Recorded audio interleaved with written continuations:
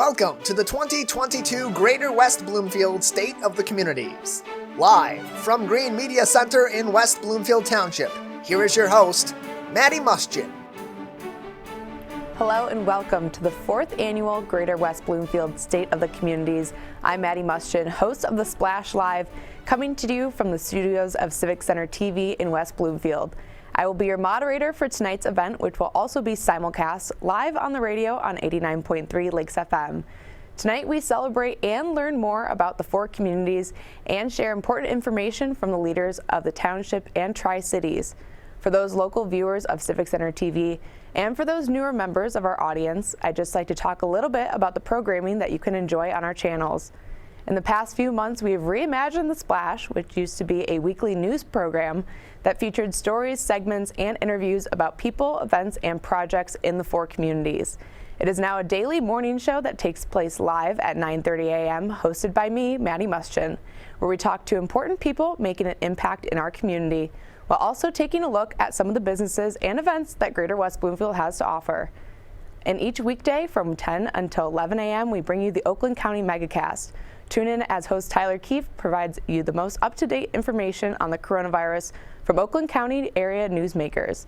You will hear from health, public safety, education, and business leaders in West Bloomfield, Keego Harbor, Sylvan Lake, Orchard Lake, Bloomfield Township, Birmingham, and other parts of Oakland County and Metro Detroit.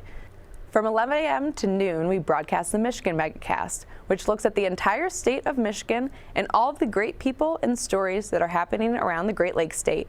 The Megacast can be heard on 89.3 Lakes FM and lakesfm.com, as well as it can be viewed on Comcast Channel 15 and AT&T Channel 99, and online in HD on civiccentertv.com. Also on civiccentertv.com, you can view all of the past programs and archived interviews and stories that we have produced by clicking on the on-demand link.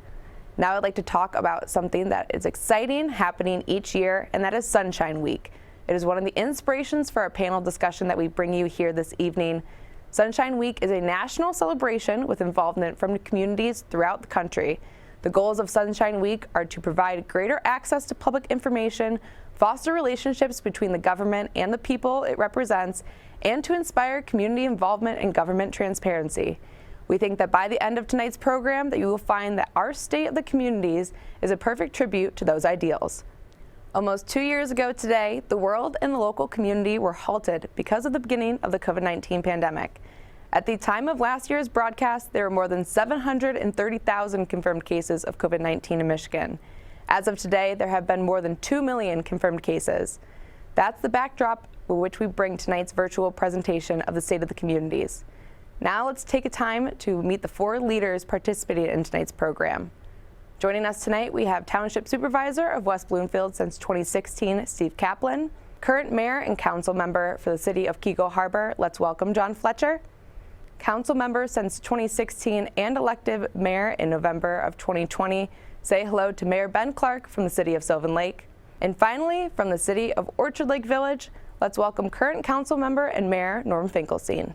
So Supervisor Kaplan, let's kick off our program with you. Could you talk a little bit about the challenges West Bloomfield has faced during the COVID-19 pandemic and with the new vaccines that were introduced in 2021, how West Bloomfield Township has dealt with those and distributing those? Maddie, thank you, and thanks for hosting the State of the Cities and State of the Township. Well, as any other community has been plagued by the coronavirus, it's now been 24 months, and it really is a game changer. It changed nearly everything we do, including our interactions with one another and the public.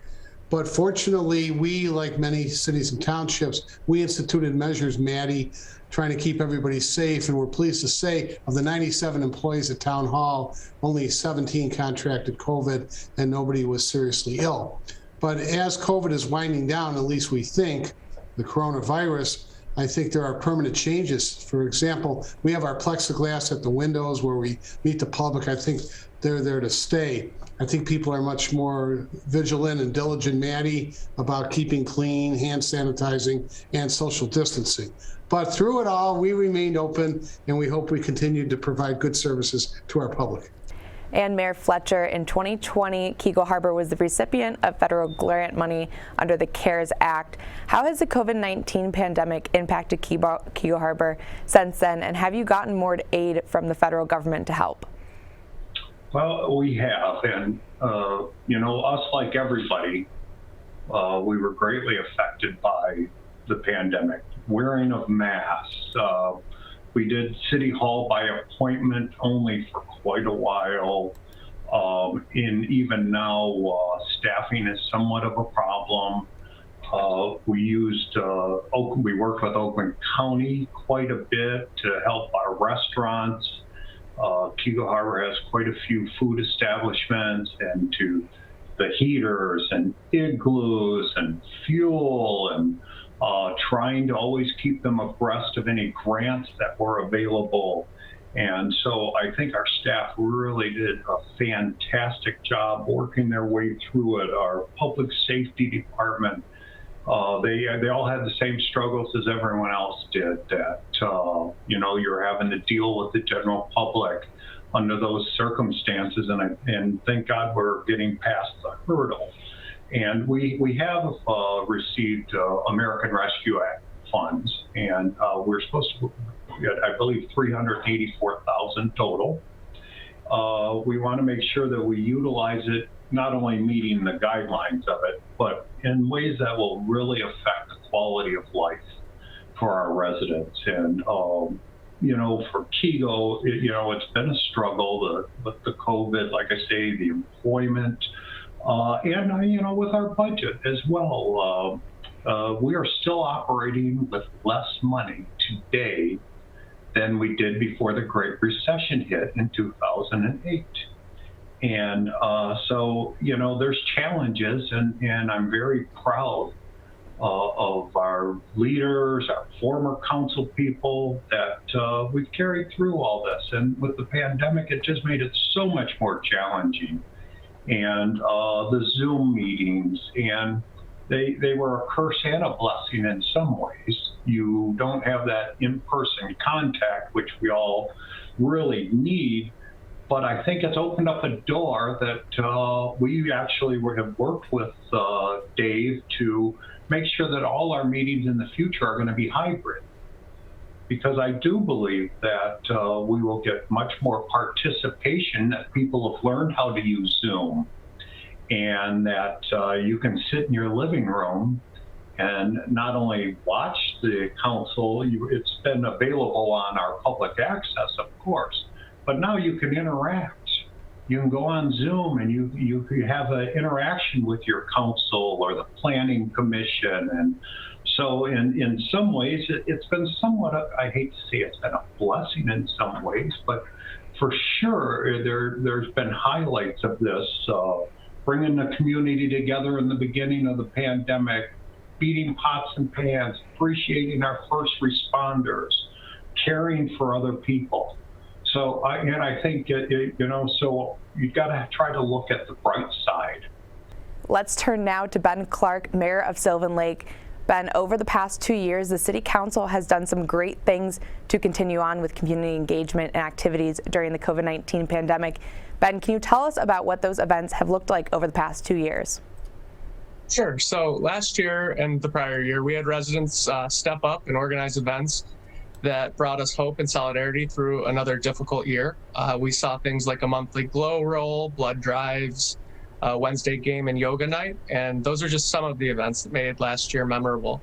Our Parks and Rec maintains an active schedule. They organized a Christmas tree lighting and a menorah lighting. They organized a haunted trail on the Clinton River Trail, a euchre tournament and chili cook-off that they've been doing for a long time, an adult field day, and we celebrated our 100th year since becoming a village, but we did become a city in 1947. Residents have voiced their appreciation for having community events, and we continue to fine-tune them. Loosening restrictions brought the Independence Day fireworks celebration back to our park beaches. We have grown closer as a community, and these events are one of the positives that the pandemic brought. And now to Mayor Norm Finkelstein. How has the Orchard Lake Village, and particularly City Hall, had to pivot to keep up with the ever-changing aspects of the COVID-19 pandemic? Well, when it first started, of course, we closed our City Hall except by appointment. and that worked for a while, and then things started to open up. And so we did, in fact, have a mask mandate. We put up some plexiglass shields, and we were able to accommodate our people that needed to come in. So that worked out fine. Unfortunately, in recent months, COVID has really run through our staff and our police department. Fortunately, nobody was terribly sick, but some people got it twice, and it just was something we had to deal with. But we never stopped our ability to help our citizens when they needed our services, so it worked out fine. And now, hopefully, we're near an end of this. And now we're going to pivot a bit here and switch to housing and development, an area that is ever changing as our local communities continue to grow and strive. Let's start off with John Fletcher, Mayor of Keego Harbor. Could you talk a little bit about some of the important housing and commercial developments that are happening in Keego Harbor over the next year? Sure. And I don't know how many people are familiar with this. A few years ago, I believe it was in 2019, a developer that owns the trailer park, mobile home community, if you will, on Orchard Lake Road, right at the edge of the Orchard Lake Village in Keego Harbor. It has lakefront access on Cass Lake. And it became a very hot topic that he decided he wanted to redevelop that. And he no longer wanted to run a mobile home community, but wanted to develop that into high-end apartment living, which studies have shown the West Bloomfield area really needs multi-family units in the higher end. And so we brought that forth. It was passed by the Planning Commission, and we were working through this. And with COVID, it sort of ties back to this, that slowed the progress of that down. The developer for that particular project, with the costs of materials having just spiraled out of control, it's right now is on hold on that, but we're anxiously really are awaiting for that development to happen. I know they're redesigning it to try to trim some of the elements, but stay in a luxury type multi-family housing. We also engaged with the Gibbs Planning Group a couple of years ago. We had them do an economic and residential study of Keego and the area. And after that, we went ahead and engaged them to develop a plan for our Cass Lake Road corridor. You know, our planning commissions worked very hard over the last couple of decades trying to make changes, but nothing seemed to gain traction. So we turned to the Gibbs Group, and our TIFA paid for that, and they came back with some very great plans, which we knew that the only way that you can make something like that come to fruition is to get a buy-in from the community and involve everyone that we could. So we put out a survey to people. We had over 300 of our residents responded, which is 10% of our total population responded, and that they liked the village plan that was put forth, which would basically allow for gabled roofs on commercial buildings, housing above a commercial space, which right now our zoning doesn't allow that. You have to have a flat roof. It must be red masonry. It's very restrictive. And our community came back that they wanted to try to make it more walkable, more friendly. So, you know, especially with COVID, now we have people working from home, so many more, that they want to walk to a coffee shop. And Keego has over 15 establishments right now that sell or serve food. And we went to Gibbs on how can we make that happen. And so there's a plan in place, and it's going to require quite a bit of work. We believe that in the end that it can bring up to $150 million worth of investment into the community through this, but you know, it's going to take some work. We have to change our zoning. There are going to be over 160 ordinances that'll need to be changed into an overlay district, and that's the only way that this can happen. So, but with that comes housing opportunities, and Keego's so diverse, and not only culturally and racially, economically. You can get a 600 square foot home in Keego Harbor, or a 5,000 square foot home worth millions of dollars on the lake. And I consider Keego Harbor a working class community, and we're a middle class community. But if you look at the census, economically, we're represented through all facets of income levels, with the majority in the middle class. And so I believe that for housing, that, you know, we should be looking towards that way. And so hopefully we are going to see more and more. There's, you know, we don't have any vacant land per se. There's only a couple of sites that could allow for multiple homes to be built. And hopefully that will come around with, especially with home prices, that it takes developers to make profits, and hopefully they see that. But right now, there's a lot of homes being torn down, new ones built, and instead of people moving on, they're saying, well, I can put an addition on my home here. And so we're looking forward to that. And part of our residential needs is our struggle to save Roosevelt School.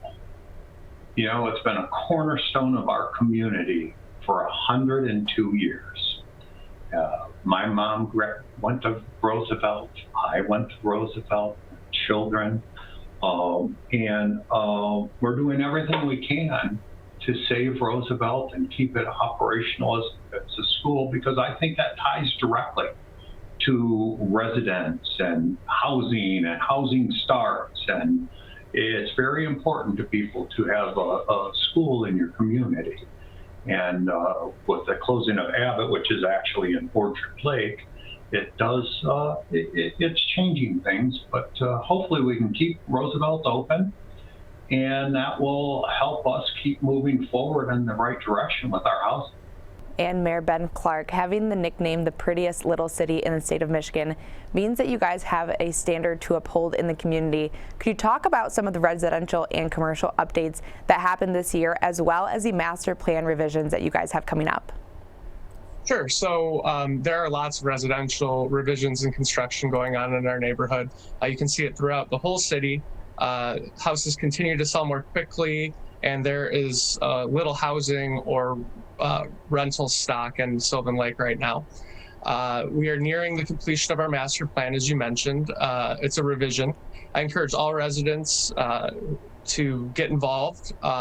We need feedback, and we need, if you're a potential business, to keep an eye on the progress that we have going on.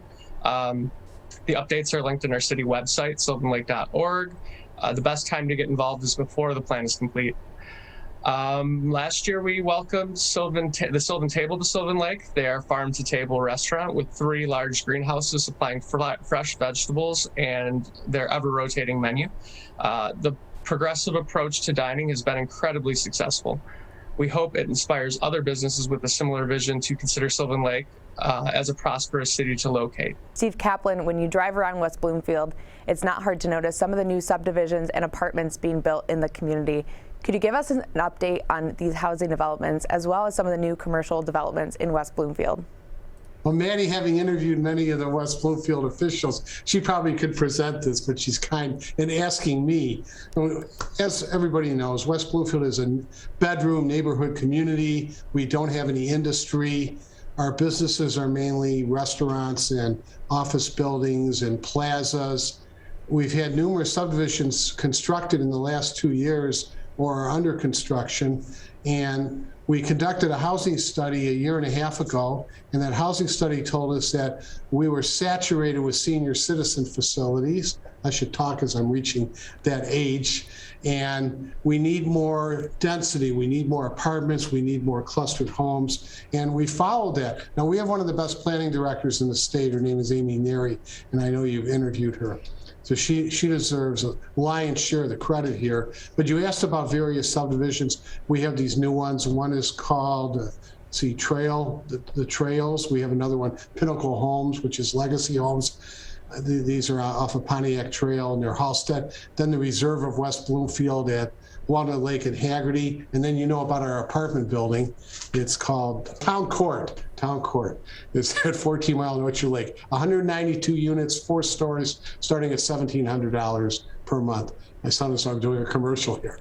Gramercy Ridge is a 52-home project at Middle Belt and 14 Mile, built by Pastor Homes, and I think they've already had 15 people moving in, and those homes begin at $500,000. Then we have Perennial. You'll remember Performance Auto used to be a Cawley dealership. There's Cawley Ferrari to the south, but then there was this eyesore. It was Blight to the north of Cawley Ferrari and north of Walgreens. But anyway, that's going to be a 5-story apartment building with a swimming pool on the 5th floor. And again, that's Hunter Pasture Homes. Then we have Prescott Park at Long Lake and Middle Belt Road, and that'll be a 26-unit project. I'm sure you remember all this, with homes starting at $900,000. So I can move in there only in my dreams. Oh, and then we have the international market. You'll remember that. And that's the former Barnes & Noble. That although the township leaders, the township board loves bookstores, and we wish we still had a bookstore. It wasn't our choice for Barnes & Noble to close, but moving into Barnes & Noble will be an international market that will rival Zerbo's on Maple Road near Haggerty Road. And this is an international market with a bakery and a restaurant, and I hear the bread is baked all day, and that aroma is just so delectable that people will keep returning to our international market. Finally, to Mayor Finkelstein of Orchard Lake, you are part of a very desirable community surrounded by lakes that doesn't have much more room for further development, but I know that there have been recent improvements to Orchard Lake City campus, including the additions to the police and the DPW building. Can you share with us those details now? Well, sure. We have not started construction yet, but we're in the process of finalizing all the architectural plans. Our citizens overwhelmingly approved a bond issue last November to pay for these improvements. It's been a long time, since about 1985, since we built anything on the campus, and really the police facilities were very obsolete and did not meet the current safety needs. And our DPW facility was not able to handle the kind of maintenance that we need to do. So that's all being redone. We'll have a new DPW, we'll have an expanded police department, and it's all in the name of serving our citizens better. So we're pretty excited about it. It's a big project for us, and we're hoping to get started very soon. It's going to take about a year, we hope.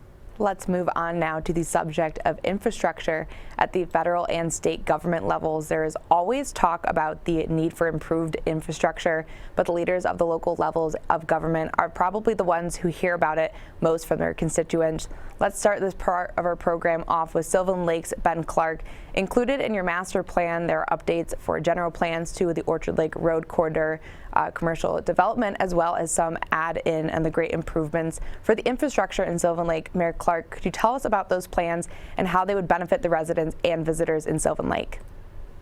Sure. So we were able to use funds to repave Sherwood, which is a major neighborhood artery to Orchard Lake Road. Although our residential roads are better than many, they're still aging, and this challenging winter has made for a lot of potholes. We will repave more roads this year, and the DPW will continue to repair. We're a very small city, so it's it's something we're always trying to tackle. We maintain very high road standards. It's something that we like to adhere to, and we've really always valued.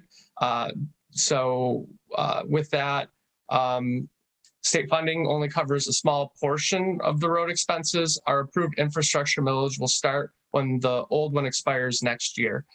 We intend to complete a berm that was started last summer to shield James K. residents from the sound and sight of Telegraph Road. I would like to thank James K. residents who volunteered their time and energy to finding inexpensive fill dirt and helping coordinate with the landscape company. In our city, we approved DTE to convert all of our streetlights to LED, which is eco-friendly, and I guess it's going to create a better atmosphere, less blue light or yellow light or whatever. It's going to be a better atmosphere for all of us. We replaced our storm lift stations to help address flooding that has been happening in the community. After years of effort and pandemic delays, we will start construction replacing our aging seawall on the lake. We will be installing safer crosswalks on the Clinton River Trail, and we got a wonderful new trailhead map at the Orchard Lake crossing. Lastly, Orchard Lake Road between Middle Belt and Telegraph will be getting a major repave and a center turn lane added. So this year we will prepare for increased construction traffic around Orchard Lake Road. Now, Mayor Fletcher, in Keego Harbor, what can residents expect in your city in regards to roads and other improvements in the upcoming year? Well, we can expect quite a bit. Like I said, our road preservation program is back on track. That will be starting at the end of April. And in addition to this, the city of Waterford will be closing Cass Lake Road in the next few weeks to tie into the city water main. They're on a community well, and they need the backup. They're changing over quite a bit of things. And then later this summer, Cass Lake Road is going to be closed for a couple of months. And they are working on, it's a culvert that goes under Cass Lake Road over near Waterford that really connects overflow from Cass Lake into Otter Lake. And during that, we are working with the road commission, and we're going to rehabilitate Cass Lake Road during that time that it's closed down. So there is going to be some major inconveniences to not only our residents, but anybody that uses Cass Lake Road as a thoroughfare. And but instead of just throwing cold patch in the potholes, we're working with the road commission. We're going to cut those sections of road out, re-pour those. So I'm excited that when this is all said and done, we're looking really good. And then in 2023, the road commission is redoing Orchard Lake Road. And Keego Harbor voted against this, but they are going to reconfigure it. I believe that that's how they're going to do it. West Bloomfield, Orchard Lake, and Sylvan all approved the plan, which will basically eliminate one westbound lane from Commerce Road, where Abbott Middle School's at, all the way to Telegraph. And instead of having that westbound, northbound lane, there'll be a turn lane along the whole length of it. So I anticipate some major traffic tie-ups in 2023 on Orchard Lake Road. And it's going to take quite an adjustment period for people to get used to that. I think, Keego would have rather had one lane going each way with a center turn lane and maybe bike paths on each side and wider sidewalks to help us be a little more walkable. And, our school children we don't have bus transportation. So either you walk to school or your parents drive you to school, to our local school, to the high school they do to Roosevelt. But that's more what we were looking to do and try to go with our theme of the village plan along Cass Lake Road. And but the road commission has their own plan, and that's probably the way this is going to go. So I think at some point in time, you just have to face the reality and start planning accordingly. So we're going to keep improving our roads in Keego, our local roads, and I'm anticipating 3 more years, then all 7.8 miles of our roads will have been repaved. And we're not just coating over them, we're pulverizing the existing road and then all new asphalt. So I'm very excited to be part of that. Mayor Finkelstein, could you talk now about the roads in Orchard Lake and the process of handling road repairs and resurfacing? Is that something that comes out of the Orchard Lake city budget, or do you receive help from the Road Commission of Oakland County as well? Well, no, it's all ours. We have almost 20 miles of roads that we're responsible for in our community, including one major road, which is Old Orchard Trail. And we've recently made a change in how we maintain these roads. There's no more resurfacing. We're pretty much going to do pulverizing and repaving. And that will probably last a lot longer when we do this, and we're upgrading the drainage at the same time. So that's pretty important, and it's costly, but it comes out of our budget. We get a very small amount from the state to help with this, but that's about it. And to Supervisor Kaplan, the roads in Michigan are always an issue, but the West Bloomfield Township works with the Oakland County Road Commission to minimize the problems. Could you tell us a little bit about some of the improvements that the township is currently working on? Sure. One of the differences, of course, between a city and a township is the city owns the roads and is responsible for repairing and maintaining the roads. In a township like West Bloomfield, the road commission oversees the roads. All of us have met potholes we wish we would not have met, but the potholes in West Bloomfield, if you call town hall, supervisor's office, we will contact the road commission immediately, and they tend Maddie to repair those potholes within 1 to 2 days. We're happy about that. We have allocated some funds, money from general funds, to pave and repair roads, and main roads. They're quasi-main roads like Greer Road, Pine Lake Road.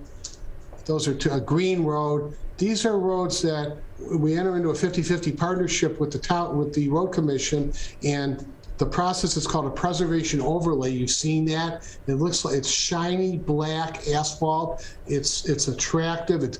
It's good for about 7 years, and we wish we had funds to help our subdivisions, because many of our subdivisions built in the 1960s, those roads are in disrepair. They're dilapidated. But we are pleased that we have been able to provide, through the road commission, with township paying 50%. There are 7 roads that we have renovated, we have revamped by way of the preservation overlays. So I think our public appreciates that. And now back to our 4 local leaders. Let's dig into the topic of public safety and leadership. Supervisor Kaplan, the fire and police departments in West Bloomfield are always working hard to keep the township safe. Could you talk about those departments and any updates that they have had over the last year?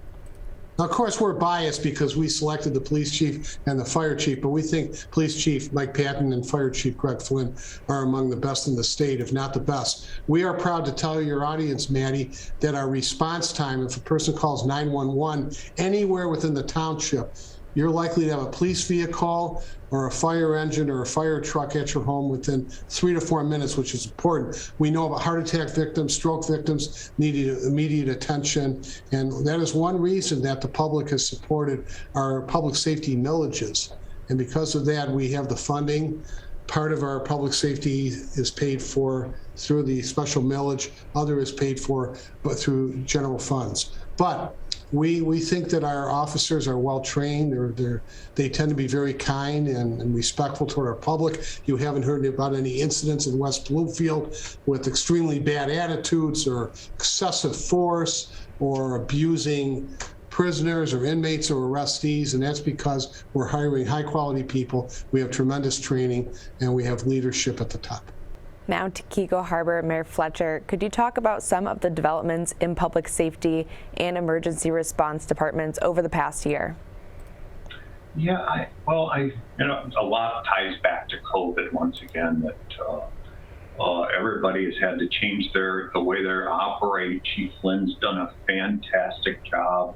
Chief Fitzgerald, we are part of, for many, many, many years, the Tri-Cities Fire Department. We had our own volunteer fire department, and I say it all the time, if you want to look for collaboration in municipalities, you need look no further than the Tri-Cities. And we rely on each other for backup for our police protection. Keego, Sylvan, Orchard Lake, we really rely on each other wholeheartedly, and we are part of the West Bloomfield Fire Department. That's who we hire for our fire services, and we can't afford to have that type of a professional organization on our own as 3 cities. And that's why it's imperative that we remain tied to the West Bloomfield Fire Department. The quality of service is absolutely outstanding. Any questions we had going into COVID and how our first responders should respond, they were more than helpful at all times. And we have our Chief Fitzgerald's done an outstanding job as our Chief of Police. And we are a small community. And we spend, Keego Harbor's budget's a little under $2 million annually. And between our own police department and our fire services and dispatch, we spend almost $1.4 million of all of our income on public safety. We run all the rest of our city on under $500,000 a year, which includes our Department of Public Works, paving roads, plowing the streets, cutting all our parks and stuff. So with the public safety, what we've come to the realization is we went to the voters about 5 years ago and asked for a millage. At that time, we knew we couldn't afford to continue down the road we were. We're just operating on very little income. One of the great things people got to experience during the Great Recession was their property taxes plummeted with the value of their home. Well, the Headley Amendment blocks it to elevate back at home prices maybe going up 20% in some cases, but you're capped.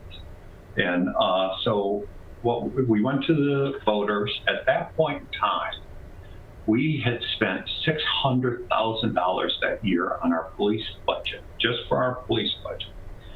The voters overwhelmingly said, yes, we want to maintain our own police department. We passed a millage, we brought in about $300,000 a year. So now we're, though, in a situation where our police budget in that same 5 years has now went up to $935,000. And we just can't. I hate to be a pessimist, but we can't stay this course.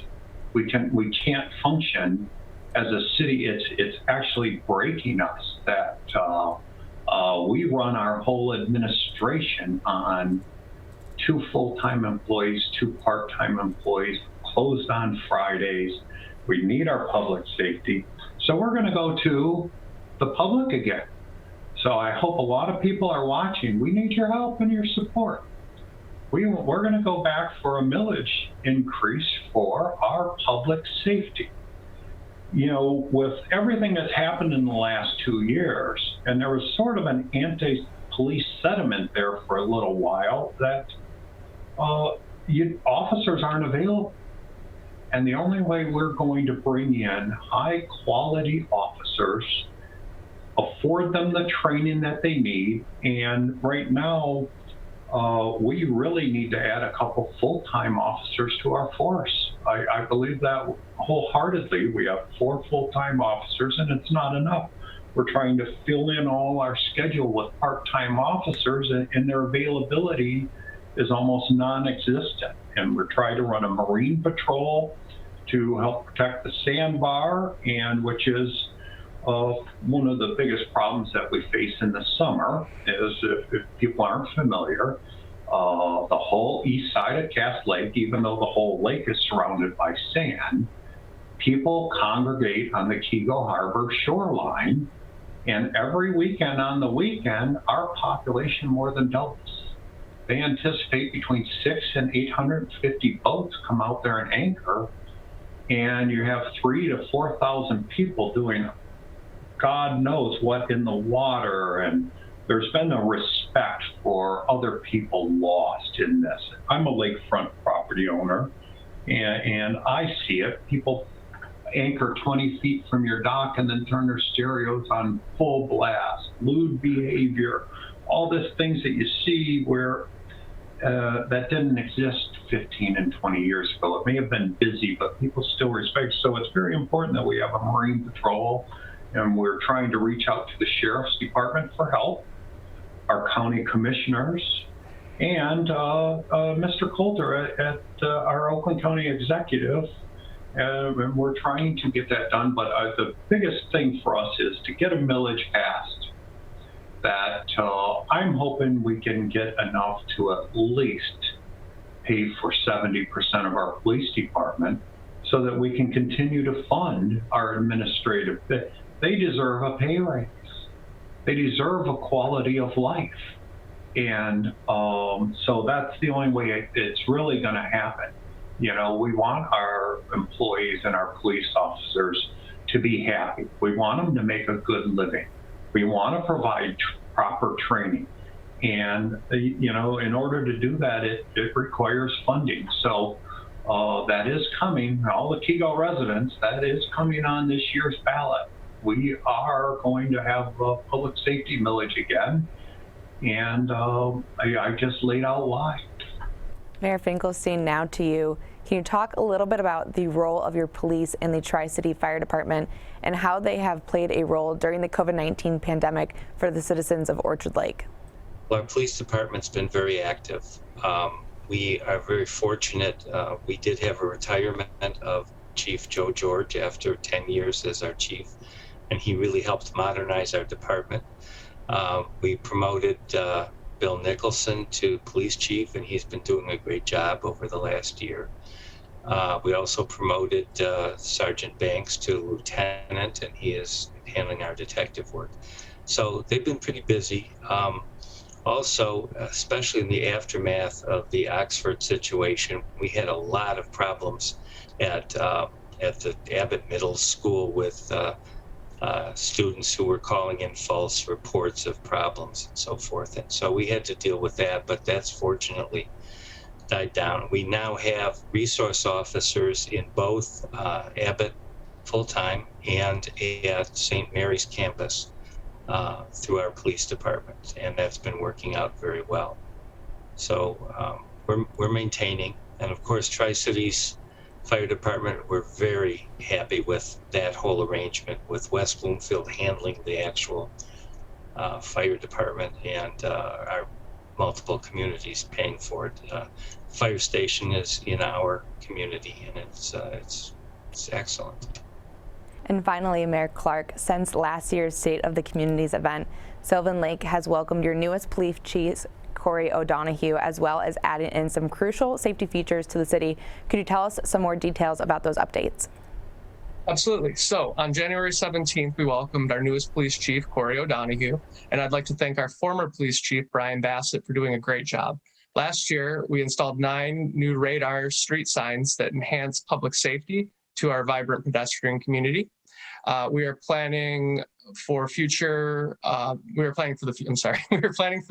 outsourcing building inspection. And last month we approved a water and sewer operation maintenance agreement with Oakland County. So they'll be taking over one of the things that our city manager did or does. We hope that will keep rates as low as possible. We're happy to report we did not have to raise water and sewer rates last year. And that brings us to the final segment of tonight's program, where we're going to discuss some of the specific community programs and services that set each local area from the others. Let's kick off this section with Mayor Fletcher from Keego Harbor. One of the great parts of your city is its Park and Recreation Department. Can you share with us what's on the horizon as far as park improvements and all the wonderful events in Keego Harbor each year? Sure. It's I think that one of the biggest things that does separate Keego are our volunteers. All our organizations are volunteers. Even city council, you get $100 a year for being on council. I donate it to our garden club to help beautify the city. But with our parks, right now, Councilwoman Atisha has been working vigorously trying to get grants for Parks and Rec. She's working hand in hand with, and what we see, and that ties in with the Gibbs plan as well, is the grand scheme in the end is to have a boardwalk around Dollar Lake. Emphasize that we are a waterfront community, and in Fran Leaf Park, it's a little park across from Roosevelt. is very elongated. It runs east and west. There is a canal that connects on that directly into Cass Lake. And right now, the plan is with Parks and Rec to put in a kayak launch there, be able to rent kayaks there. We are seeking funding to do a boardwalk that will go over a wetland area and go back and plant native plants in there so that people can see the true meaning of a wetland and see reptiles and butterflies. And that park also connects Cass Lake Road to Willow Beach. And at the end right there is where one of our public beaches are at, with a quaint little footbridge. So also in maintaining all of our other parks and trying to equip them, they're really, I think, focused right now on trying to develop Cranley Park and get those wetlands. And me as a council member, I'm pushing as hard as I can to pass a wetlands ordinance. Keego does not have a wetlands ordinance, and we're a waterfront community, and it'll tie hand in hand in there. We had a very successful family fun night this fall. We replaced a skate night, more of a family fun night with a live band, and they're planning on trying to do 2 or 3 of those during the season this year to really help with that entertainment. We're definitely getting back and having a Memorial Day parade this year. So everybody out there that's enjoyed that parade, it's on again for this year. The Easter egg hunt, I believe, is going to take place. We're going to still have our tree lighting ceremony. They did, because of COVID, they did a Taste of Keego a little bit different this year, where you discounts at restaurants to go in there. I think the hopes are is to get back to having a Taste of Keego at Santia Hall and maybe even in the outside out there, because so many restaurants participated in that. And all those things are possible because of the volunteers at our Parks and Rec. And it really does just improve everybody's quality of life. Having all these parks, there's not an area of Keego Harbor that does not have a park in it in some way, shape, or form. If people walk the nature trail from West Bloomfield and head to the east, as you're coming along the nature trail, you pass by a couple of parks, Hester Court Park, Optimist Park. So they're there, and we want everybody to utilize them. And it just takes a lot to keep them all operating, and that's what we really rely on our volunteers for. The garden club goes around and plants flowers at the entrances, keeps things looking good. We have another group called Art Sales. Artists and crafters that are put on a couple of events and set up at the events that we do have. So it's very exciting to live in a community like that. And I said all along in my years of public service with Keego, this is my 3rd term, is that if you're a senior citizen living in Keego Harbor and you're having a problem with snow removal, call City Hall. We'll take care of you. If DPW, Corey Mills is our DPW foreman, hard worker, works great. These guys they'll go to the houses. Volunteers will come. They'll help you out.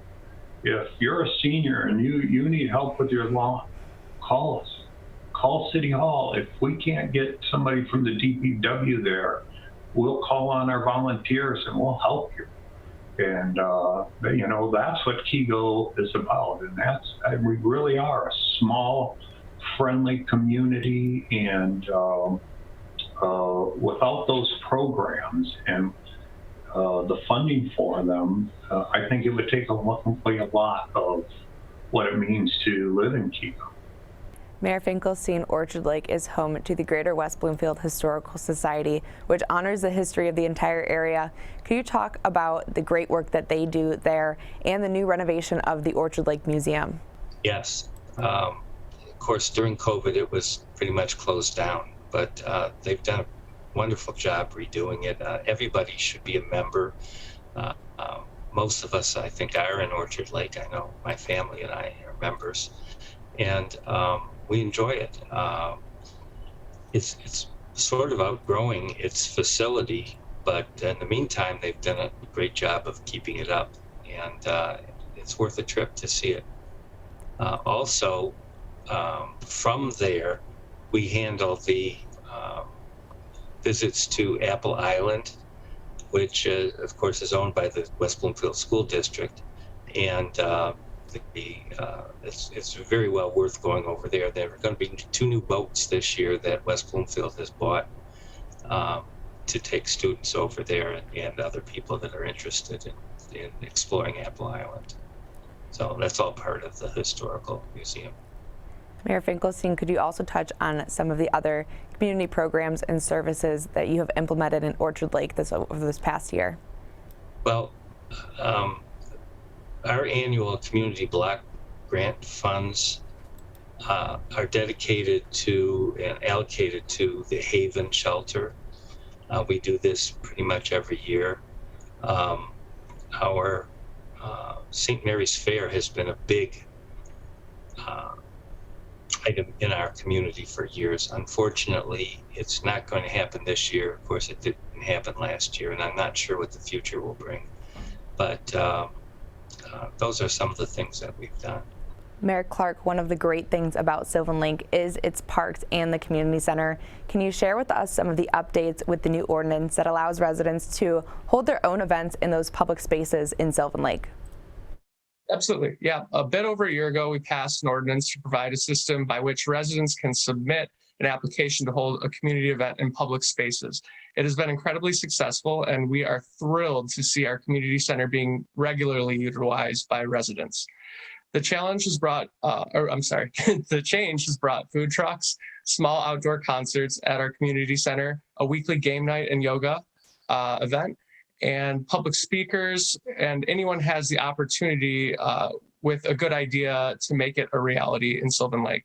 Our greatest asset is the community we foster. We have hardworking, generous neighbors who want to participate and work together to make Sylvan Lake the prettiest little city in the state of Michigan. And finally, to Supervisor Kaplan, West Bloomfield has had a variety of programs and services for the residents in the township. Could you tell us about some of the programs and that were implemented and those that are coming up in 2022? The health fair will be held, I believe, on June the 9th. And this is a good opportunity to commend Suzanne Levine, and you know her. She's the president and executive director of the West Bloomfield Chamber of Commerce. Imagine having that role during COVID when businesses are closing. She maintained that organization. Our Parks Commission and our library, they constantly are offering programs, especially to senior citizens. And I want to share one story with you, which you might appreciate, and that is Chris and I were in our office, and a gentleman arrived. This was about a year and a half ago, 74 years of age, military veteran, and he wanted to know, are there any senior programs? He said, my wife passed away. I really don't have any friends. I'm very lonely. I don't have anything to do. We called Jennifer Tucker at the Parks Commission. Her staff met with this gentleman, and now he's become active in senior activities at the Connect. And he's made friends there, and it's just so touching that this man who didn't have any friends and was extremely depressed, he now, because of the Parks Commission and the senior programs, he wakes up every morning with a twinkle in his eye and excitement. With that, we have reached the end of the 2022 State of the Communities event. At this time, I'd like to give each leader a moment to talk about anything that maybe we didn't touch on this evening, or say any closing remarks or thank yous. Let's start off with Mayor Fletcher from Keego Harbor. Thank you, Maddie. I appreciate this opportunity to talk a little bit about Keego and to who we are, where we are. Most people pass through it. We're a very, very diverse, small, friendly community. We have a lot of restaurants, a lot of things that you can do. Come have a pizza. You go to the Dairy Queen, have an ice cream. Feel free to walk up and down Willow Beach Street, some of the most amazing sunset views you'll ever see in your life are along Willow Beach, Cass Lake Front, and over Cass Lake. We welcome everyone. And I appreciate this opportunity. It's a great time to live in Keego Harbor and part of the Greater West Bloomfield area. We all work great together. I enjoy Steve Kaplan and the other leaders in our communities. And so please feel free, visit Keego, enjoy yourself, have dinner, take a little walk, see our community. It's a great place to live, work, and play. And now to Supervisor Kaplan from West Bloomfield. Well, we are a team, Orchard Lake and Keego Harbor and Sylvan Lake and West Bloomfield. We comprise the 36 square miles, but many people don't know whether they're in Keego Harbor, Sylvan, Orchard Lake, or West Bloomfield. But all four governments get along very well. We respect one another. We want each other to succeed, and there's no territorialness involved. We're all one. Now let's go to Mayor Norm Finkelstein from Orchard Lake Village for his closing remarks. Well, besides our new campus, we're excited about a lot of new building that's going on in Orchard Lake. And in our commercial districts, we have a new restaurant that will be opening, a trio restaurant that we're very excited about. We also have a brand new little shopping center where the Starbucks has been, and there's going to be a drive-through Starbucks and a bank. We have a complete remodeling of the mobile gas station that's going to look beautiful. A lot of things happening that we're very excited about. In the commercial side, many new homes are being planned and a lot of remodeling and redevelopment. Now let's go to Glenn Clark. So I just would like to thank everyone for tuning in. We have a lot going on. It really seems the bulk of it is the infrastructure stuff right now. But it's we have a lot of great things happening in the city. I'm very excited by the master plan, and I really hope that helps guide the future in Sylvan Lake. With that, we want to thank you for joining us, those watching live on Civic Center TV, those listening live on 89.3 Lakes FM, and those watching on demand on civiccentertv.com. This has been the 4th annual Greater West Bloomfield State of the Communities for Civic Center TV. I'm Maddie Mustion. Good night.